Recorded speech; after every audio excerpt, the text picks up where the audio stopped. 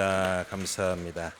앞뒤 좌우분들하고 오늘 이렇게 인사 나눠보겠습니다. 그냥 다른 말 할 것 없이 앞뒤 좌우분들에게 감사합니다라고 인사 나눠보겠습니다. 감사합니다.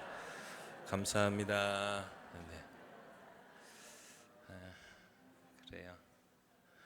그러면 이제 뭐 되물어야 되잖아요. 뭐가 감사요? 뭐 내가 돈을 꿔줬어 어쨌어? 뭐가 감사요? 그러면 그냥 감사해요라고 대답하셔야죠. 그래요. 오늘 아주 또 예배당이 아주 화사하고 풍성합니다. 우리 오숙교회의 뭐 재단 장식의 실력이야 뭐 전 세계가 다 아는 실력이니까요. 전 세계가 아는지 모르는지 모르니까 그냥 얘기를 하는 겁니다. 예. 근데 정말 기가 막힙니다.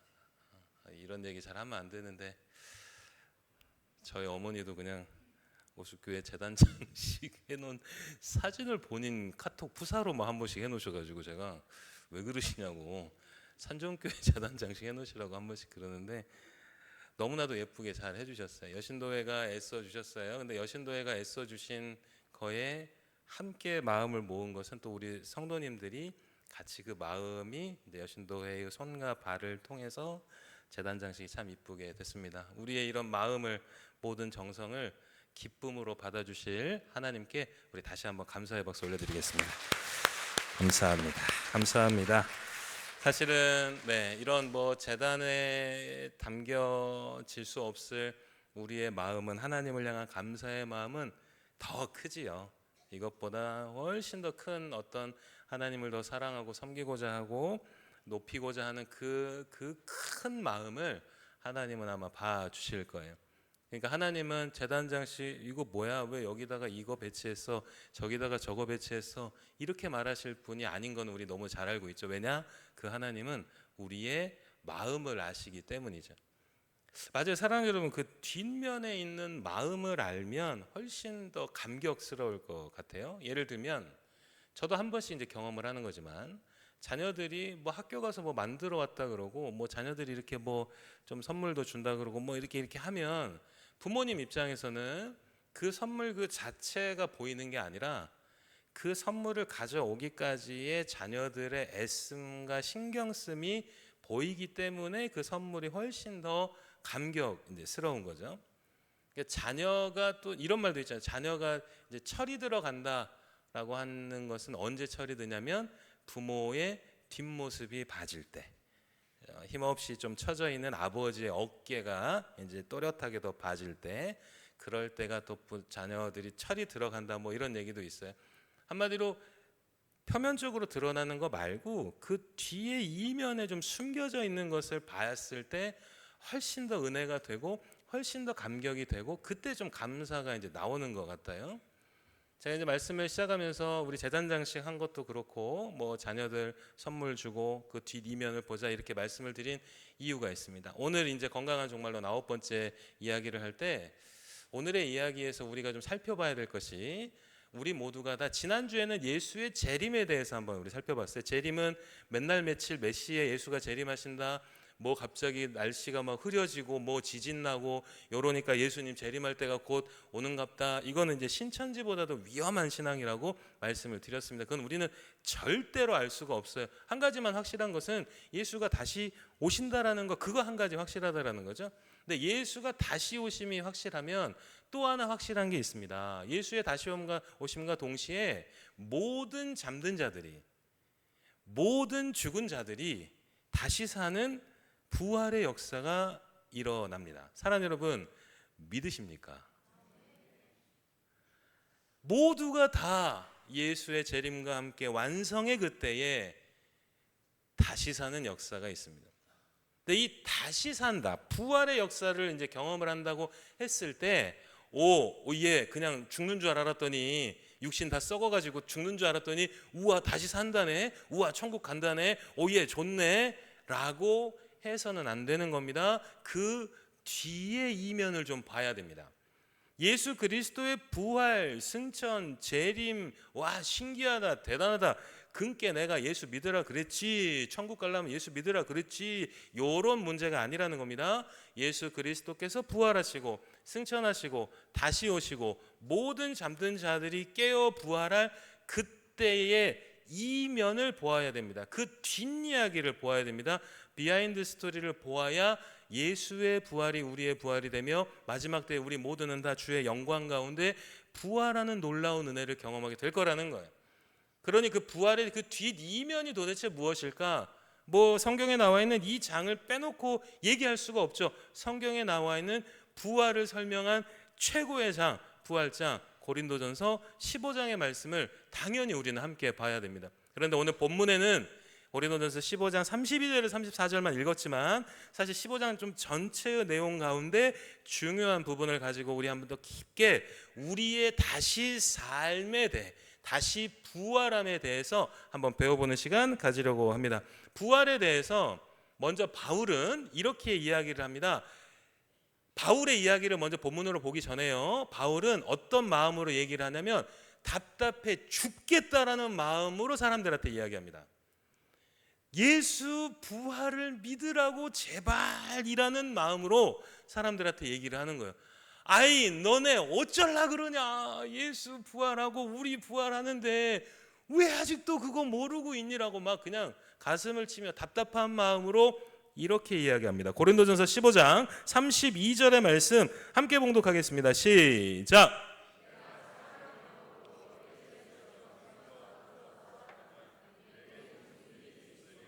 죽은 자가 다시 살아나지 못한다면 내일 죽을 터이니 먹고 마시자 하리라. 사랑하는 여러분, 바울의 마음이 조금 이렇게 전달이 되십니까? 야, 내가 다시 삶의 부활이 없다면, 예수의 부활도 거짓이고 우리의 부활도 없는 이야기라면 내가 뭐 한다고 너희들한테 인내하고 힘들어도 복음을 지키고 핍박을 당해도 복음을 지키며 예수님 기뻐하는 삶을 살으라고 뭐 한다고 이야기하겠냐? 아니 그 마지막에 부활의 역사가 없다면 왜 너희 보고 내가 이렇게 복음대로 살으라고 피토하며 얘기를 하겠냐라고 답답해서 이야기를 합니다.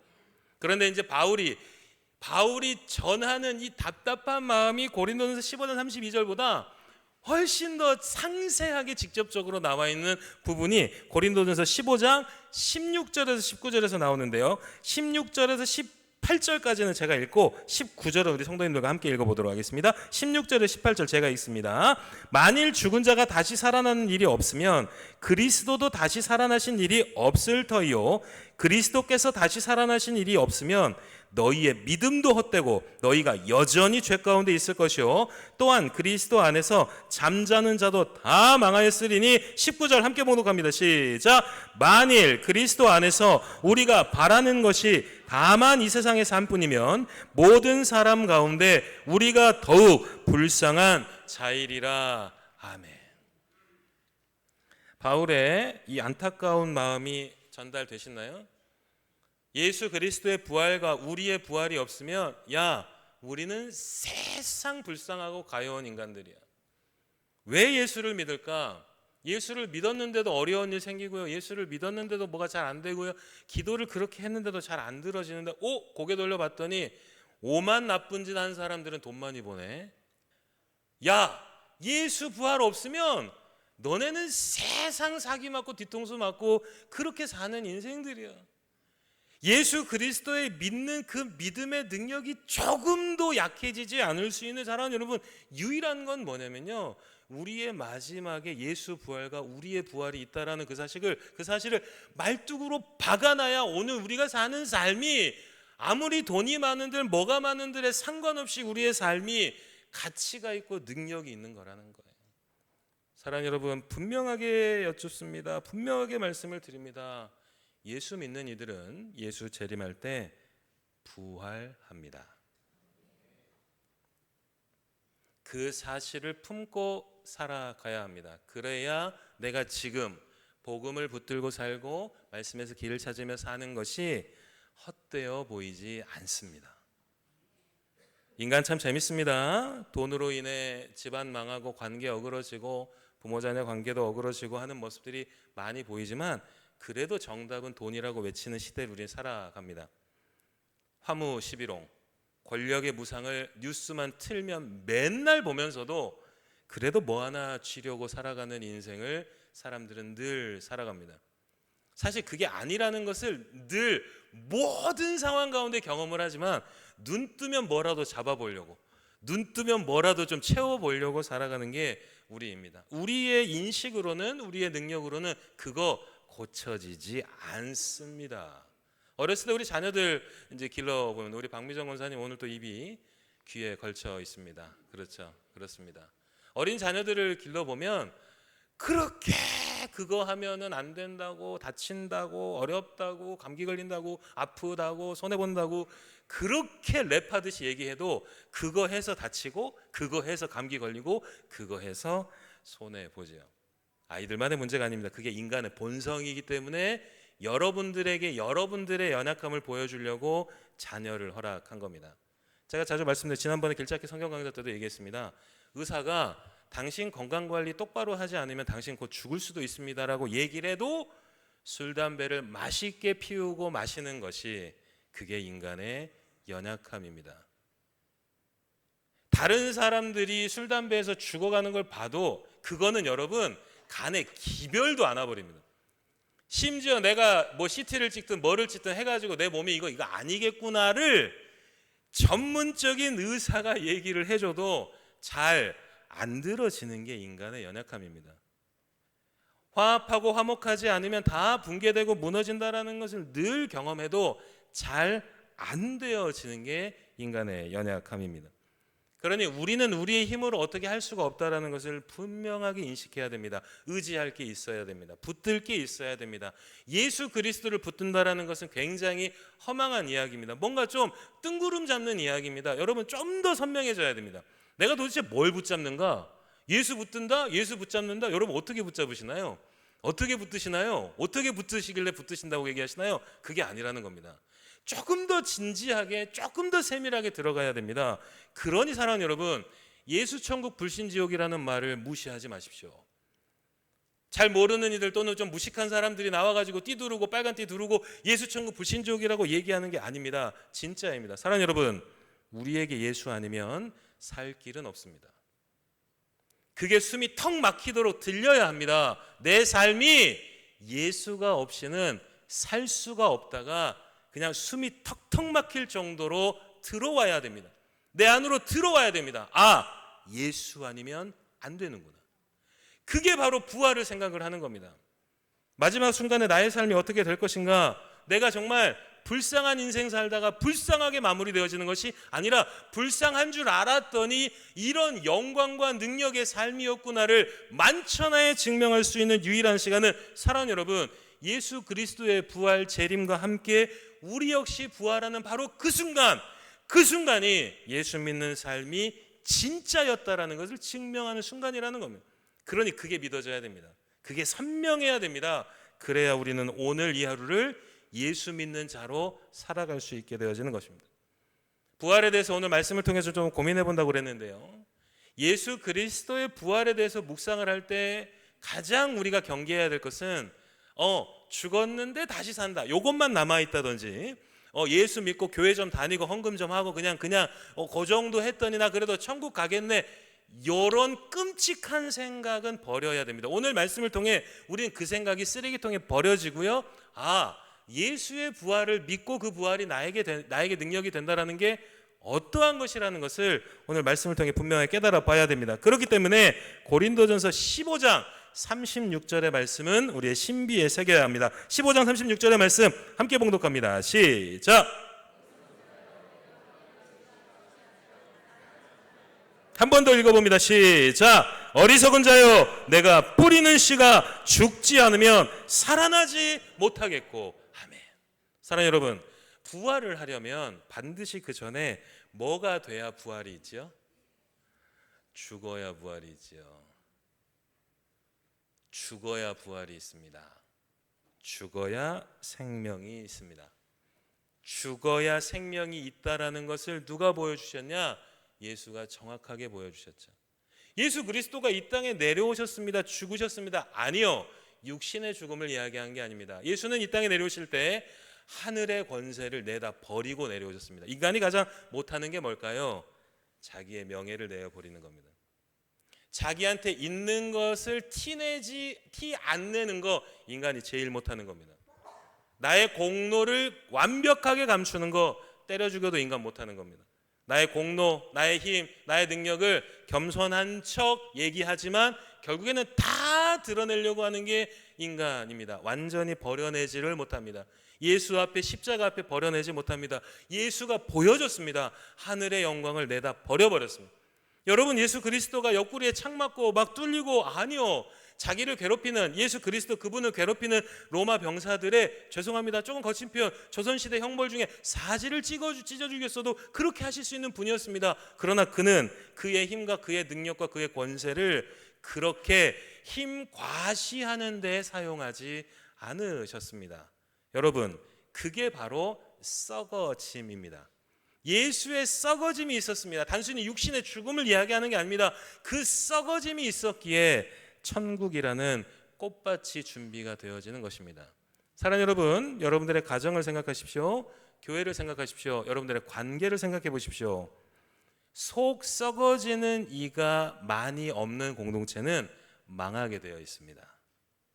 속이 썩어야 합니다. 인내하고 받아들이고 품어주고 용서하고 용납하고 포용하면서 마음은 참 많이 아프고 썩습니다. 그럼에도 불구하고 가정 생각하고, 그럼에도 불구하고 교회 생각하고, 그럼에도 불구하고 관계 생각하면서 그 속 썩어짐을 감당하는 이들의 그 속 썩음이 거름되어 가정과 교회와 공동체가 꽃밭 되는 겁니다. 여러분, 그게 없는데 어떻게 꽃밭이 되나요? 말만 나부끼는 게 되는 거죠. 아이, 하나 돼야 돼, 화목해야 돼. 아이고, 말은 누가 못하나요? 신천지 성도도 그렇게 얘기할 수 있어요. 여러분, 무신론자도 그렇게 얘기할 수 있어요. 감옥에 가 있는 범죄자도 하나 돼야 된다라고 얘기할 수 있어요. 하나 돼야 범죄하니까. 그런 면이 아닙니다. 사랑하는 여러분, 속에 썩어짐이 있어야 합니다. 오수교회가 살아날 수 있는 이유가 뭘까요? 목사가 설교 잘해서, 행사에서, 진짜 여러분, 저 천벌 받을까 봐 무섭습니다. 행여라도 제가 그렇게 생각할까 봐. 아니요. 오수교회 내에서 속 썩어지기를 감당하는 이들이 있을 때 교회는 단단해지는 겁니다. 세상 끝날까지 수많은 관계들이 파괴되고 있습니다. 지금 이 시대, 제가 자주 말씀드렸어요, 여러분. 친구 관계, 말하면 웃음 나와버리네요. 가족 관계, 형제 관계, 여러분, 어느 관계가 세상 끝날까지 갈 것 같으십니까? 어느 관계가 풍파 가운데서도 그 관계를 유지할 것 같으십니까? 세상 끝날까지 마지막으로 남아있는 관계가 있다면 우린 다 알고 있습니다. 부모와 자녀의 관계입니다. 왜 부모와 자녀의 관계가 세상 끝날까지 남아있을 수 있을까? 이유는 한 가지입니다. 부모는 자녀를 위해 속을 썩어왔습니다. 속이 썩어지는 이가 있는 관계는 끝까지 가는 겁니다. 부부관계에 속이 썩어짐이 있을 때에 끝까지 갈 수 있는 겁니다. 형제관계도 마찬가지죠. 모든 것들이 마찬가지입니다. 부활은 속이 썩어짐 가운데 피는 꽃을 이야기하는 게 부활입니다. 그게 아니면 그냥 꽃 꺾어다가 꽂아 놓으면 잠깐은 반짝거릴지 모르지만 금방 말라 죽을 겁니다. 놀라운 것은, 사랑하는 여러분, 예수 그리스도의 부활이 어떻게 역사를 이루어갈 것인가를 진짜 놀랍습니다. 하나님이 창세기에서 기가 막히게 말씀을 하십니다. 창세기 3장 19절의 말씀 함께 봉독합니다. 시작.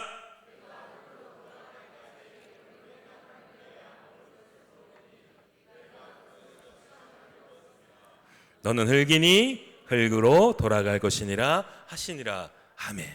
여러분, 이 말은요, 그려 나 죽으면 화장을 하든 매장을 하든 뭐를 하든 그냥 육신이 썩어서 흙 되겠지를 말하는 것이 아닙니다. 여러분, 그것만 얘기하는 게 아닙니다. 하나님은요, 아담과 하와 및 인류에게 선택하라고 이야기를 하는 겁니다. 너희의 인생은 반드시 썩을 거야.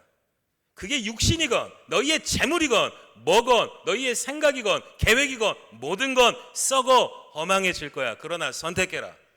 너희의 썩어짐을 통해 꽃을 피울 수 있는 그 썩어짐으로 썩어질 것인가, 아니면 아무것도 남지 않는 마침표만 찍어지는 썩어짐으로 살아갈 것인가를 예수 그리스도를 통하여서 구원을 이루고자 하신 하나님이 죄악으로 에덴에서 쫓겨난 인류에게 말씀을 하시는 겁니다.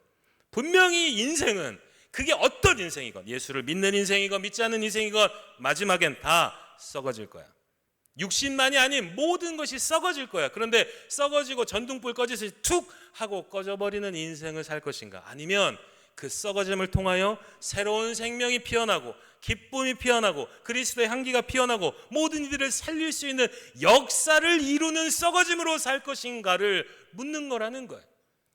사랑하는 여러분, 예수 그리스도의 부활의 역사는 모든 이들을 살리는 썩어짐을 결단하는 이들에게 예수 부활의 역사는 임하는 거고, 우리의 부활의 역사도 임하는 겁니다. 사랑하는 여러분, 간단하고 간략하게 생각하시면 됩니다. 복잡하게 생각할 거 없습니다.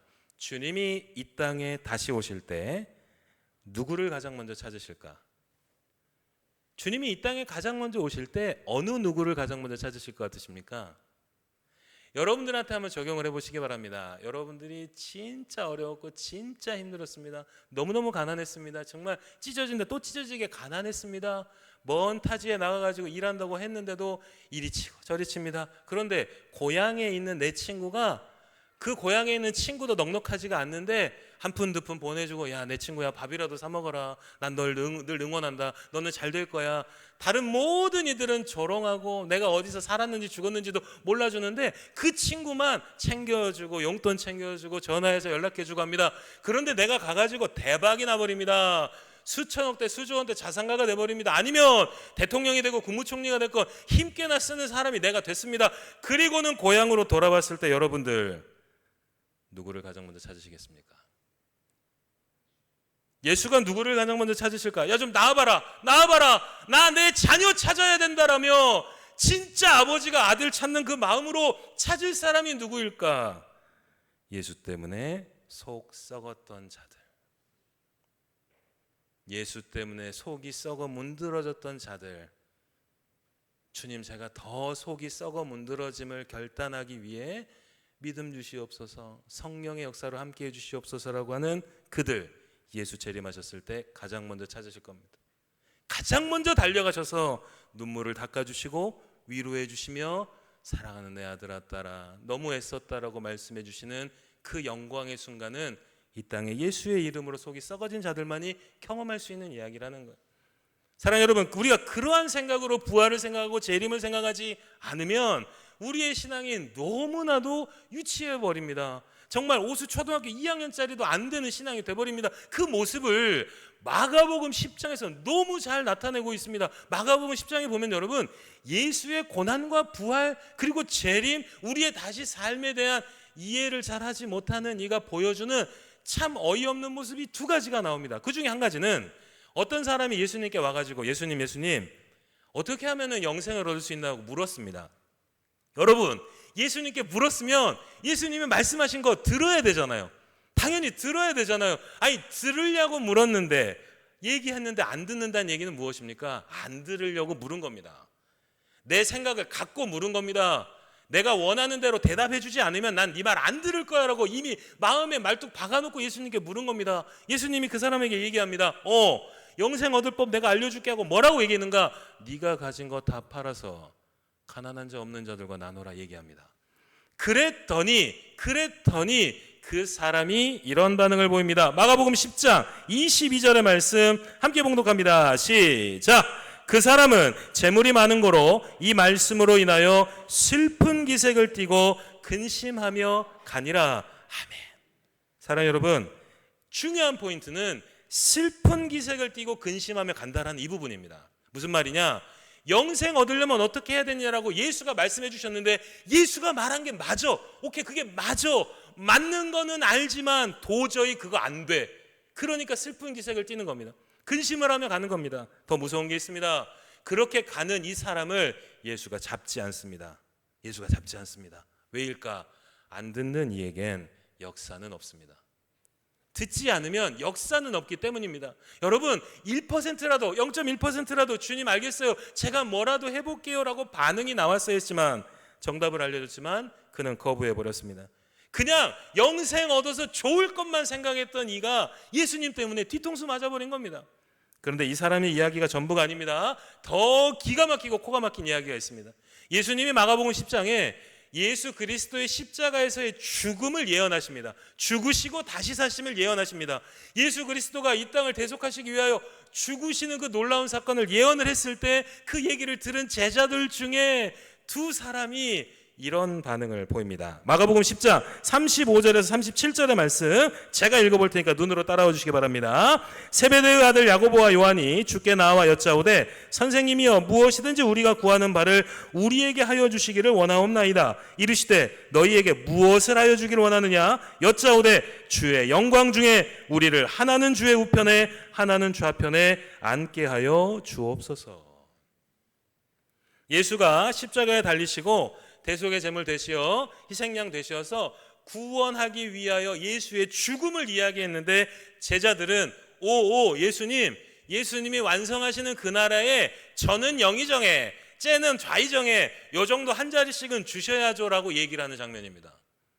조금 더 이해가 쉽게 말씀드릴까요? 아버지가 아들한테 이야기합니다. 아들아, 아버지의 몸에 굉장히 심각한 질병이 있어. 더러운 게 있어. 그래서 그거 제거하려면 대수술을 받아야 되는데 한 1년간은 아버지가 집에 못 올 것 같아. 아버지를 왜 기도해 주겠니? 라고 했더니 아들이 이렇게 얘기합니다. 그러면 아빠 차 비겠네? 아빠 차 몰도로 차키 좀 주고 가야지. 이러고 있는 겁니다. 아버지는 사경을 헤매며 대수술 받겠다고 했더니 그러면 아빠가 차 안 몰면 내가 좀 차 좀 몰게라고 하는 아들의 모습이 방금 제자들의 모습이었습니다. 사랑하는 여러분, 우리의 믿음과 신앙은 지금 어디에 놓여져 있는가? 부활이 되려면 거쳐가야 되는 자리가 있습니다. 그게 바로 여러분 예수님 때문에 속이 썩어 문드러지는 그 길을 걸어야 됩니다. 예수님은 우리 보고요 채찍 맞으라고 하지 않으셨습니다. 옆구리 창으로 찔름 받으라고 하지 않으셨습니다. 총 맞고 칼 맞고 그런 말 하지 않으셨습니다. 다만 예수 그리스도가 걸어가신 그 길을 흉내만이라도 내겠다며 걸어가야 될 우리의 몫은 뭐냐? 교회를 위해, 예수를 위해, 함께하는 이들을 위해, 나를 통해 그리스도의 향기가 전달되어지기 위해 속이 썩어 문드러지는 그 시간을 참아내는 것, 그거 하나 말씀하셨다라는 겁니다. 그렇게 살아가는 이들에게 예수 등 보며 속이 썩어 문드러져도 주님 등 보며 한 걸음 한 걸음 내디뎠고 갔던 그 자리가 부활의 역사가 있는 자리가 된다라는 겁니다. 사랑하는 우리 오숙교회 모든 믿음의 식구들이 예수 그리스도와 함께 가며 부활의 역사를 경험하는 우리 모두가 되어줄 수 있기를 주님의 이름으로 간절히 축원합니다. 사랑하는 여러분, 예수 그리스도가 가신 그 길이 어떠한 길인지를 성경은 늘 증언합니다. 빌립보서 2장에 이렇게 나와 있습니다. 제가 읽어드리겠습니다. 눈으로 따라와 주십시오. 너희 안에 이 마음을 품으라. 곧 그리스도 예수의 마음이니 그는 근본 하나님의 본체시나 하나님과 동등됨을 취할 것으로 여기지 아니하시고 오히려 자기를 비워 종의 형체를 가지사 사람들과 같이 되셨고 사람의 모양으로 나타나서 자기를 낮추시고 죽기까지 복종하셨으니 곧 십자가에서 죽으심이라. 아멘. 예수 그리스도가 이 땅에 오셔서 막 대단한 능력 행하시고 막 병든 자 고치시고 그것만 남아 있습니다. 큰일 날 신앙입니다. 큰일 날 신앙입니다. 정말 큰일 날 신앙입니다. 예수 그리스도를 보며 우리에게 남아 있어야 될 건 뭐냐? 하늘의 권세를 버리고 오신 그분, 모든 걸 버리고 오신 그분, 그리고 이 땅에 오셔서 내가 모든 거 버렸으니까 나 좀 알아줘도 안 하셨습니다. 그냥 예수의 그 속은 얼마나 썩어 문드러지셨을까? 예수는 침묵하셨습니다. 그의 마음을 다스리셨습니다. 아버지가 맡기신 사명으로 그 사명을 감당하기 위해 그는 마음을 다스렸습니다. 이 길을 그리스도인들이 걸어가야 된다는 겁니다. 대단한 헌금 말씀하지 않으셨습니다. 뭐 대단한 직분 말씀하지 않으셨습니다. 네가 서 있는 그 자리에서 예수의 이름으로 너 걸음 대거라 말씀하셨다라는 거예요. 그러니 성경은 또다시 이렇게 얘기합니다. 고린도후서 4장 10절의 말씀, 여러분 신비에 새기자는 마음으로 함께 봉독합니다. 시작.